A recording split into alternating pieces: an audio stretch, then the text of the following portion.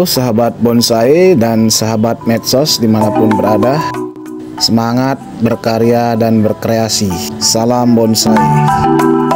Oke sahabatku, pada kesempatan yang baik hari ini kembali untuk berbagi informasi. Tema pembahasan kita untuk saat ini adalah tahapan mudah dan praktis membuat sancang split trunk, yang dibuat dari tahapan proses belah tunas muda sampai dengan tahapan pencangkokan. Oke sahabatku, langsung kita akan mulai start dari tahapan persiapan bahan peralatan yang dilakukan sebelum cangkok sancang split trunk. Pembuatan sancang split trunk atau lebih dikenal dengan sancang belah batang dengan beberapa bagian bisa dilakukan dengan tahapan awal seperti yang nampak di depan ini. Kita lakukan proses pemilihan batang muda yang ukurannya lebih besar atau unggul. Baru selanjutnya kita lakukan proses pecah menjadi beberapa bagian. Seperti yang di depan ini dilakukan proses pecah menjadi 4. Sebagai catatan, jika batang muda yang berukuran lebih besar maka potensial mendapatkan pecahan lebih banyak dan ukurannya juga lebih besar, dan sebaliknya jika batangnya ukurannya kecil maka kemungkinan jumlah pecahan sedikit juga didapatkan dan ukuran pecahan juga semakin sulit untuk bisa didapatkan.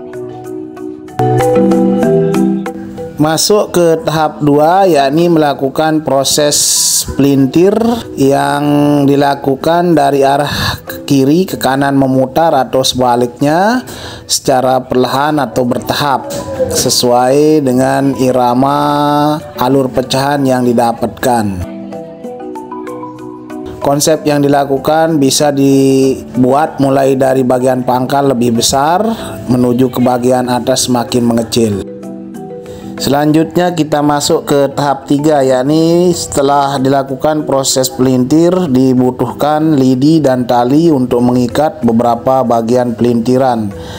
Proses pelintir yang sudah dilakukan diupayakan untuk digunakan lidi sebagai penyangga bagian pangkal dan ujung sehingga tidak terjadinya proses pergerakan dari pelintiran yang sudah disusun atau ditata. Seperti yang nampak di depan kamera ini adalah contoh pengikatan. Langkah keempat adalah melakukan proses membungkus sancang split trunk yang sudah diikat atau dipelintir. Proses menutupi sancang split trunk dilakukan dengan menggunakan plastik dengan tujuan mengurangi proses penguapan dan menghindari agar tidak terjadinya proses dehidrasi sehingga terjadinya proses penutupan kambium juga bisa dilakukan.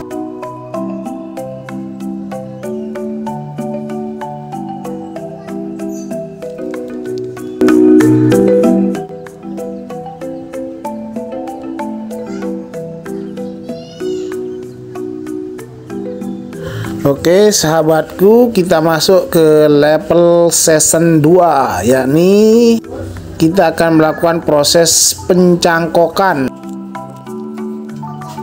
Proses cangkok split trunk bisa dilakukan jika sudah terlihat beberapa bagian dari cabang berubah warna menjadi coklat yang tentunya pada awalnya terlihat hijau. Dalam kurun waktu 2 minggu atau sampai 1 bulan seperti yang nampak di depan ini, split trunk dan warnanya sudah ada progres perubahan atau perkembangan, sehingga pada saat yang tepat kita akan lakukan proses cangkokan.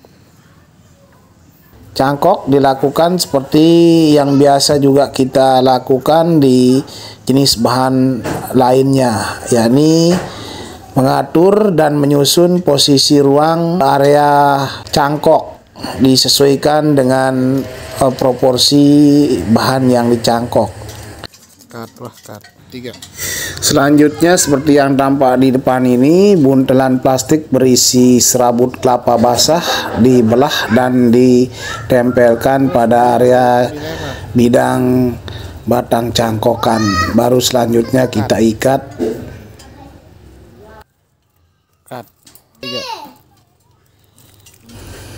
Proses menunggu progres perkembangan dari tumbuhnya trubus akar, mungkin ini sekitar kurang lebih dibutuhkan waktu menunggu 2 minggu atau 1 bulan. Baru selanjutnya setelah itu kita akan bisa untuk panen dan menanam pada area pot atau ground. Cut. Ayo.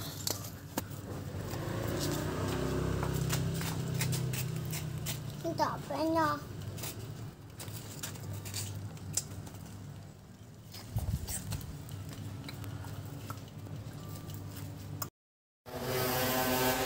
Yang tampak di depan ini adalah sejumlah bahan splitrung yang sudah dicangkok, yang seumuran dengan tahapan proses yang kita bicarakan ini atau kita komunikasikan ini.